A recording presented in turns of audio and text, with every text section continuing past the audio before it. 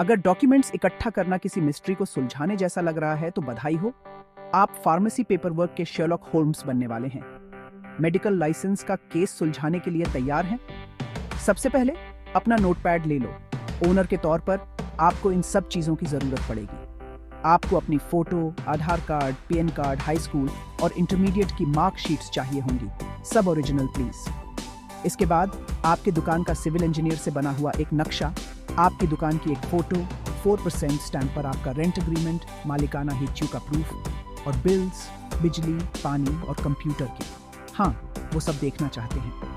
अब अगर आपके पास कोई फार्मासिस्ट है तो उन्हें अपनी फ़ोटो, आधार, पीएन, हाई स्कूल और इंटरमीडिएट के ओरिजिनल्स, अपनी फार्मेसी डिग्री, डी फार्म या बी फार्म, साथ ही उनकी ग्रीन बुक और रजिस्ट्रेशन सर्टिफिकेट चाहिए होगा।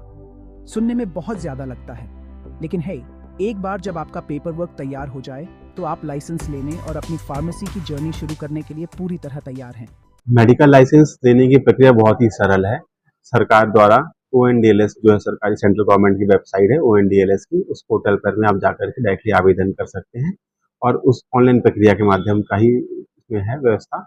और आप ऑनलाइन में जाकर के अपना आवेदन करें। उसके अंदर में जो आपके डॉक्यूमेंट रिक्वायर्ड डॉक्यूमेंट है उसमें लिस्ट लगी हुई है। उस डॉक्यूमेंट के अकॉर्डिंग आप उसके अंदर अपने डॉक्यूमेंट लगाएं और उसको अप्लाई कर दें। तो क्या क्या डॉक्यूमेंट की आवश्यकता पड़ती है? जो सरकार की फीस है लाइसेंस की, वो क्या रखती है? एक रिटेल लाइसेंस या होलसेल लाइसेंस अगर आप दोनों लेते हैं तो 3,000 रुपये फीस है। दोनों रिटेल और होलसेल दोनों का तो 6,000 रुपये फीस है। ये फिक्स है जो ऑनलाइन माध्यम से ऑनलाइन प्रक्रिया के साथ ही जमा करी जाती है वेबसाइट पर में।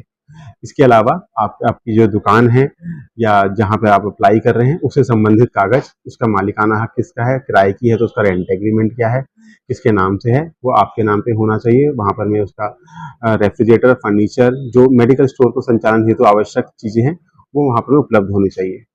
पैरामीटर क्या क्या रखे गए हैं अगर बात करें जाए तो? जैसे कि कोई अगर खुलना चाहता है, हाँ, क्या क्या पैरामीटर है? दुकान कितनी चौड़ी होनी चाहिए? क्या क्या चीज़ 10 है? स्क्वायर मीटर का एरिया डिफाइन किया गया है एक्ट के अकॉर्डिंग। जो हमारा फार्मेसी का एक्ट है, ड्रग एंड कॉस्मेटिक एक्ट, उसके अंदर में जो एरिया है, अगर आप रिटेल की शॉप खोल रहे हैं तो 10 स्क्वायर मीटर का एरिया है। अगर रिटेल होलसेल दोनों कर रहे हैं तो 15 स्क्वायर मीटर का एरिया है।